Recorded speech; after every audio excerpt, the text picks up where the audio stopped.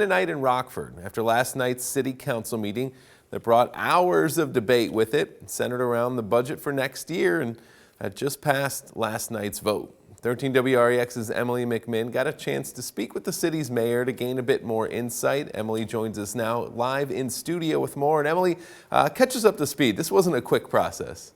Absolutely, Derek. That budget was passed last night after around 5 hours of back and forth, with several topics becoming a point of contention for Rockford aldermen. The city's $3 million deficit was a constant point of conversation, thus leading to the discussion of whether or not funding from the 3% cannabis sales tax should be used to help make up for it. Ultimately, that item was passed along with the entire balanced budget, as Rockford Mayor Tom McNamara clarifies how the purpose and need for allocating the money in this way. This allows us not to increase property taxes, to fully fund public safety, and do many workforce development initiatives as well as equitable initiatives throughout our community.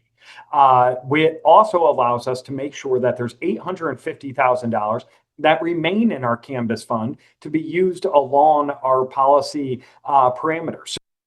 However, not everyone was in favor of last night's vote, including Alderman Tamir Bell, who voted no, sharing a message today on his social media accounts.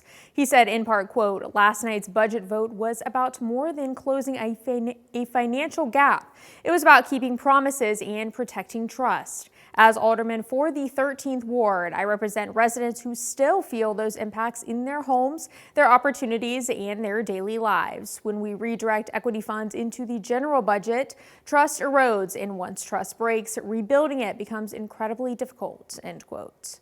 And coming up on 13 News at 10, how the mayor says recent federal cuts affected their decisions, why they say a part of the budget is being used to prepare for an emergency. Back over to you, Derek. All right, thanks for that breakdown, Emily.